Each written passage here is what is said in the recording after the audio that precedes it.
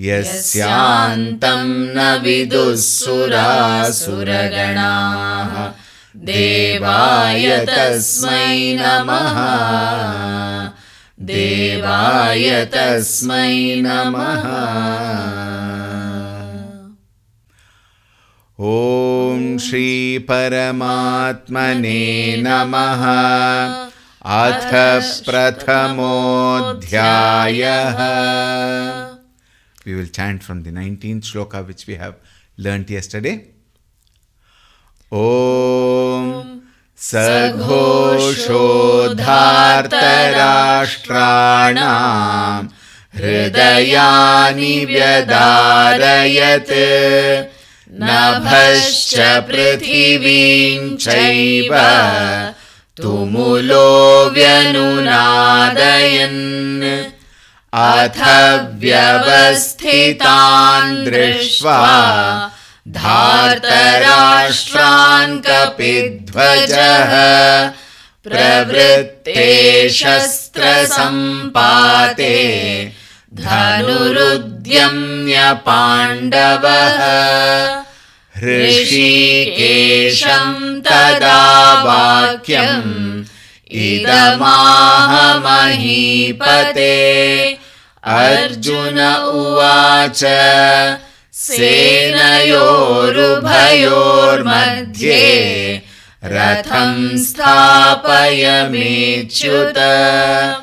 यावदेतान्निरीक्षेऽहं योद्धुकामानवस्थितान् कैर्मया सह योद्धव्यम् अस्मिन् रणसमुद्यमे योत्स्यमानानवेक्षेऽहं य एतेऽत्र समागताः धार्तराष्ट्रस्य दुर्बुद्धेः युद्धे प्रियचिकीर्षवः। सञ्जय उवाच एवमुक्तो हृषीकेशः गुडाकेशेन भारत सेनयोरुभयोर्मध्ये स्थापयित्वा रथोत्तमम् भीष्मद्रोणप्रमुखतः सर्वेषां च महीक्षिताम् उवाच पार्थ पश्यैतान् समवेतान् कुरूनिति तत्र पश्यत् स्थितान् पार्थः पितॄनथ पितामहान् आचार्यान् मातुलान् भ्रातॄन् पुत्रान् पौत्रान् सखींस्तथा। Please repeat from here. श्वशुरान् सुहृदश्चैव श्वशुरान् सुहृदश्चैव श्वशुरान् सुहृदश्चैव सेनयोरुभयोरपि सेनयोरुभयोरपि सेनयोरुभयोरपि तान् समीक्ष्य स कौन्तेयः तान् समीक्ष्य स कौन्तेयः तान् समीक्ष्य स कौन्तेयः सर्वान् बन्धूनवस्थितान् सर्वान् बन्धूनवस्थितान् सर्वान् बन्धूनवस्थितान् श्वशुरान् सुहृदश्चैव श्वशुरान् सुहृदश्चैव सेनयोरुभयोरपि सेनयोरुभयोरपि तान् समीक्ष्य स कौन्तेयः तान् समीक्ष्य स कौन्तेयः सर्वान् बन्धूनवस्थितान् सर्वान् बन्धूनवस्थितान् श्वशुरान् सुहृदश्चैव सेनयोरुभयोरपि तान् समीक्ष्य स कौन्तेयः सर्वान् बन्धूनवस्थितान् श्वशुरान् सुहृदश्चैव सेनयोरुभयोरपि तान् समीक्ष्य स कौन्तेयः सर्वान् बन्धूनवस्थितान् कृपया परयाविष्टः कृपया परयाविष्टः कृपया परयाविष्टः विषीदन्निदमब्रवीत् विषीदन्निदमब्रवीत् विषीदन्निदमब्रवीत् अर्जुन उवाच अर्जुन उवाच दृष्ट्वेमं स्वजनं कृष्ण दृष्ट्वेमं स्वजनं कृष्ण दृष्ट्वेमं स्वजनं कृष्ण युयुत्सुं समुपस्थितं युयुत्सुं समुपस्थितं युयुत्सुं समुपस्थितं कृपया परयाविष्टः कृपया परयाविष्टः विषीदन्निदमब्रवीत् विषीदन्निदमब्रवीत् अर्जुन उवाच अर्जुन उवाच दृष्ट्वेमं स्वजनं कृष्ण दृष्ट्वेमं स्वजनं कृष्ण युयुत्सुं समुपस्थितं युयुत्सुं समुपस्थितं कृपया परयाविष्टः विषीदन्निदमब्रवीत् अर्जुन उवाच दृष्ट्वेमं स्वजनं कृष्ण युयुत्सुं समुपस्थितं कृपया परयाविष्टः विषीदन्निदमब्रवीत् अर्जुन उवाच दृष्ट्वेमं स्वजनं कृष्ण युयुत्सुं समुपस्थितम्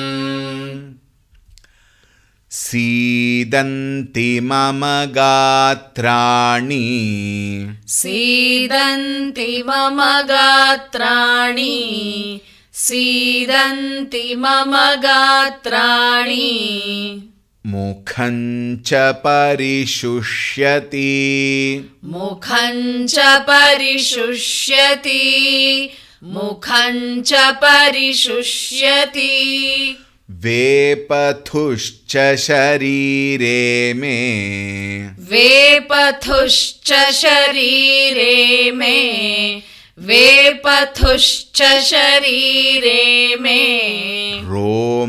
रोमहर्षश्च जायते रोमहर्षश्च जायते रोमहर्षश्च जायते सीदन्ति मम गात्राणि सीदन्ति मम गात्राणि मुखं च परिशुष्यति मुखं च परिशुष्यति वेपथुश्च शरीरे मे वेपथुश्च शरीरे मे रोमहर्षश्च जायते रोमहर्षश्च जायते सीदन्ति मम गात्राणि मुखं च परिशुष्यति वेपथुश्च शरीरे मे रोमहर्षश्च जायते सीदन्ति मम गात्राणि मुखं च परिशुष्यति वेपथुश्च शरीरे मे रोमहर्षश्च जायते. Here रोमहर्षश्च sh normally it gets mixed up, but if you can make it more specific, it would be very good chanting.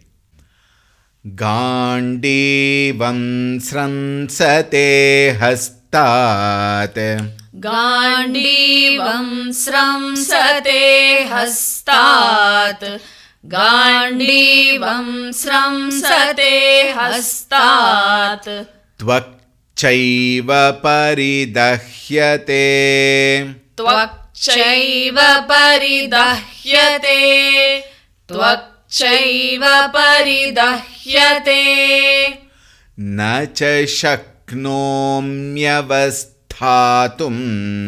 न च शक्नोम्यवस्थातुं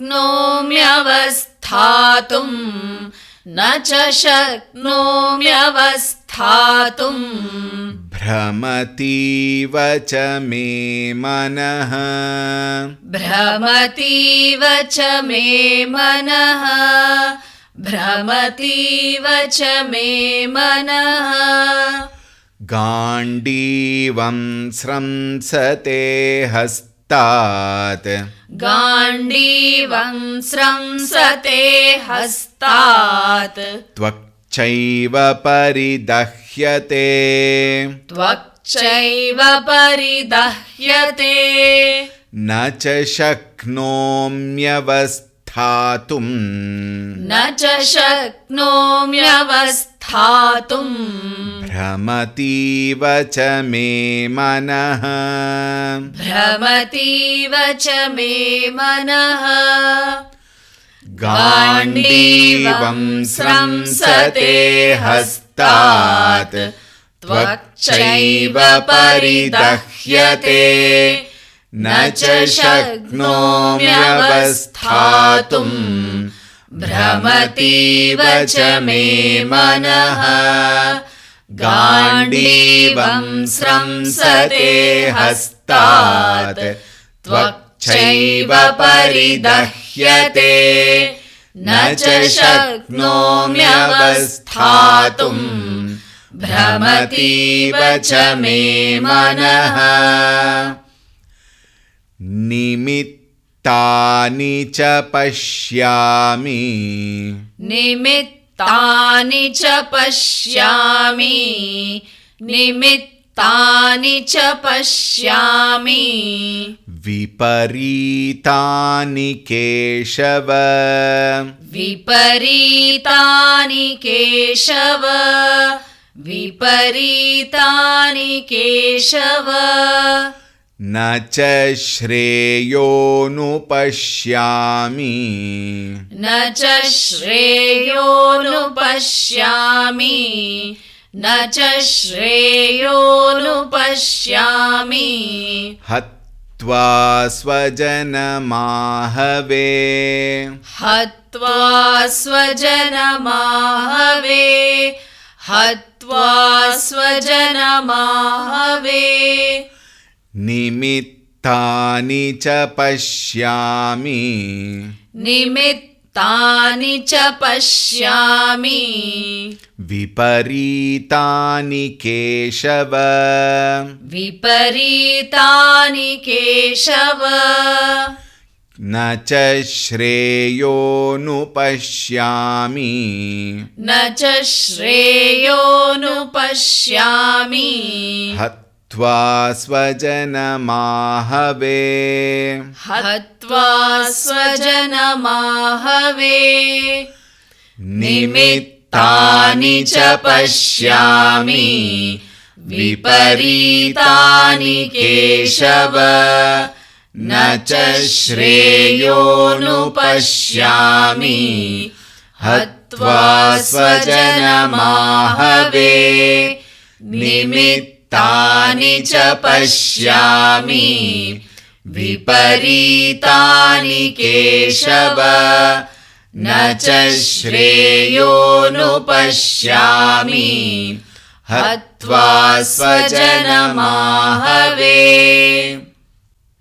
I made a mention last time, but again I would like to make the mention. The avagraha, like here in the second line, shreyonu pashyami. Wherever that avagraha comes, the whole word has to be chanted without a break. Avagraha indicates a, but in sandhi, avagraha drops. That means chanting of that a drops in sandhi. So if you say na cha shreyo nupashyami, it will be wrong chanting. It will be incorrect chanting. So wherever avagraha comes, sometimes you will find avagraha comes exactly at the sandhi.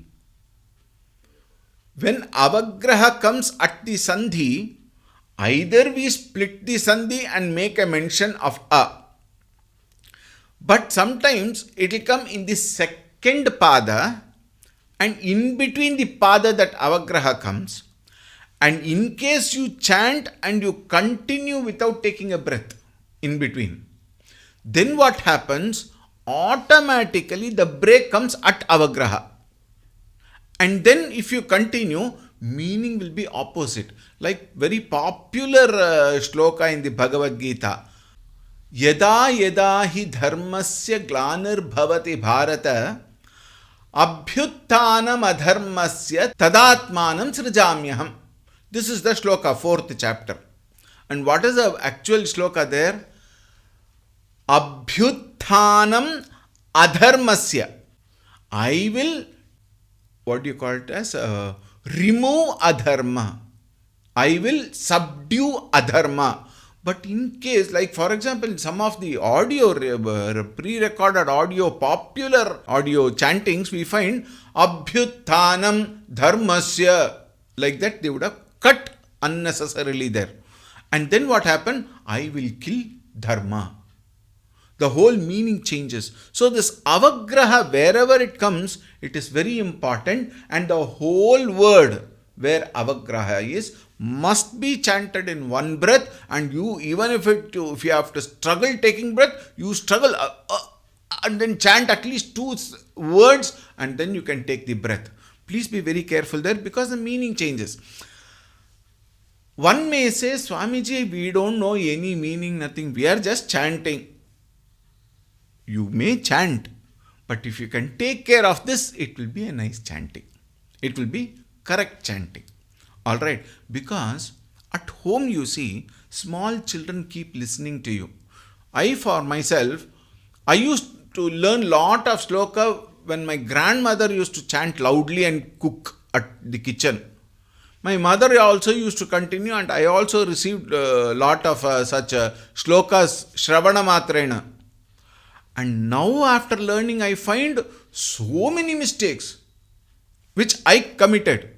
Probably they chanted correctly, I did not take it properly. I made many mistakes actually, because these things were not known. So while we are learning here, when it is being said, please make it a point to chant carefully. That's all. Alright. Unknowingly, some mistakes may be pardonable. But carelessly when it is chanted, it is not pardonable. Unknowingly means not really knowing the way it is to be chant. Unknowingly, not absent-minded chanting. Absent-minded chanting is not acceptable. Alright, why I am saying this is right at the beginning, please be careful. Because we are going to learn the whole Bhagavad Gita. If we are not careful here, that practice of absent-mindedness will come every time. Incidentally, I'm sorry, I'm talking a little more today. These chantings actually should improve our concentration, our alertness, our focus, and that is the very purpose of chanting. Our mind should be available where it is being engaged. If at that time, if we habituate the mind to run away, that habit will come even when we are doing some important work. Children, for example, if they learn this chanting, Alpa Prana, Mahaprana, Rasva, Dirgha, Avagraha, Visarga, all this, because there are so many things involved, mind, when it is focused, that habit of focused mind will continue even in other activities. They will be able to do much better in their education later. And for that, elders also have to cooperate. Meaning what? They also have to chant carefully. Therefore, this half an hour we will take it as a great sadhana, wonderful opportunity, excellent opportunity to develop this focus, this alertness, this concentration. Alright, with these thoughts, though I spoke a little more. Initially at times I will speak, later we will continue. निमित्तानि च पश्यामि विपरीतानि केशव न च श्रेयोनुपश्यामि हत्वा स्वजनमाहवे न काङ्क्षे विजयं कृष्ण न काङ्क्षे विजयं कृष्ण न काङ्क्षे विजयं कृष्ण न च राज्यं सुखानि च न च राज्यं सुखानि च न च राज्यं सुखानि च किं नो राज्येन गोविन्द किं नो राज्येन गोविन्द किं नो राज्येन गोविन्द किं भोगैर्जीवितेन वा किं भोगैर्जीवितेन वा किं भोगैर्जीवितेन वा न काङ्क्षे विजयं कृष्ण न काङ्क्षे विजयं कृष्ण न च राज्यं सुखानि च न च राज्यं सुखानि च किं नो राज्येन गोविन्द किं नो राज्येन गोविन्द किं भोगैर्जीवितेन वा किं भोगैर्जीवितेन वा न काङ्क्षे विजयं कृष्ण न च राज्यं सुखानि च किं नो राज्येन गोविन्द किं भोगैर्जीवितेन वा न काङ्क्षे विजयं कृष्ण न च राज्यं सुखानि च किं नो राज्येन गोविन्द किं भोगैर्जीवितेन वा. In this shloka, second line, Kim no Rajyena. There, the another way of chanting is kinnorajyena, like another place where popular mantra which we have heard, Shanno Mitra Shamvarunaha, and some people chant Shamno Mitra Shamvarunaha. In the case of mantra, Shanno Mitra Shamvarunaha is very popular. Here, Kimno Rajyena Govinda is being largely chanted. Therefore, we will maintain here as Kimno Rajyena, but Kinno Rajyena is also correct. We may chant that way also.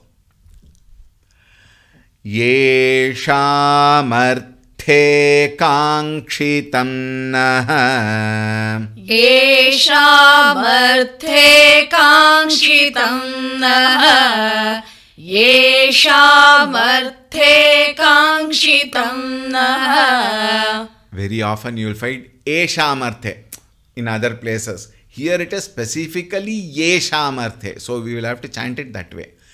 Yeshamarthe kangshitam naha. Yeshamarthe kangshitam naha.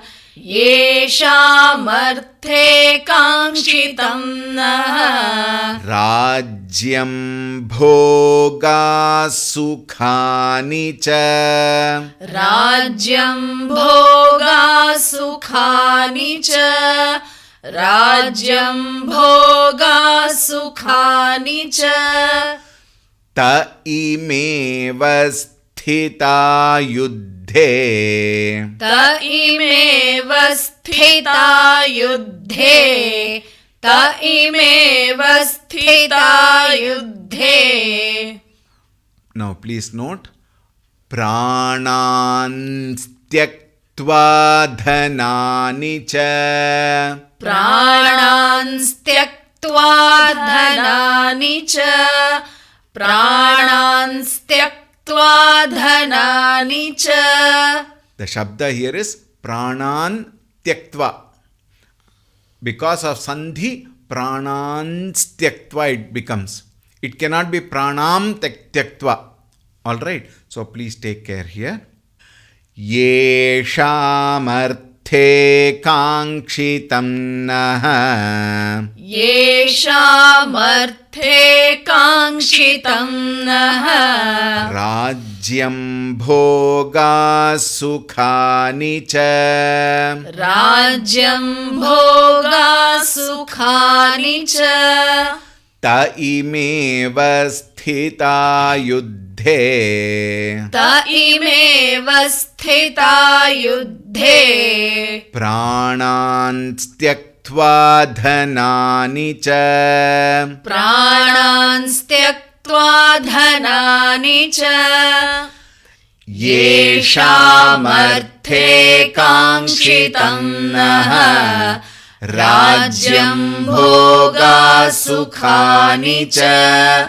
Ta imeva sthita yuddhe. Pranan tyaktva dhanani cha. Yeshamarthe kangshitam naha. Rajyam bhoga sukhani cha. Ta imeva sthita yuddhe. Pranan tyaktva dhanani cha. Acharyah pitarah putrah. Acharyah pitarah putrah. Acharyah pitarah putrah. Tathaiva cha pitamahah. Tathaiva cha pitamahah. Tathaiva cha pitamahah. Matulashvashurah pautrah. Matulashvashurah pautrah. Matulashvashurah pautrah. Shyala sambandhinas तथा श्यालासम्बन्धिनस्तथा श्यालासम्बन्धिनस्तथा आचार्याः पितरः पुत्राः आचार्याः पितरः पुत्राः तथैव च पितामहाः तथैव च पितामहाः मातुलाश्वशुराः पौत्राः मातुलाश्वशुराः पौत्राः श्यालासम्बन्धिनस्तथा श्यालासम्बन्धिनस्तथा आचार्याः पितरः पुत्राः तथैव च पितामहाः मातुलाश्वशुराः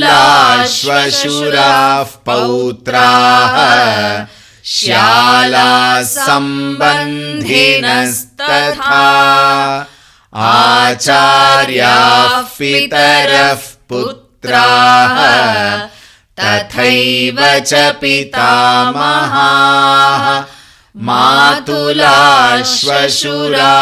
पौत्राः श्यालासम्बन्धिनस्तथा. Since it is a little too late today, we will stop it here. The portions what we learned today, you may please practice for yourself. We will again practice that in the tomorrow's session at the beginning. Om Shanti Shanti Shanti Harihi Om Shri Gurubhyo Namaha Harihi Om.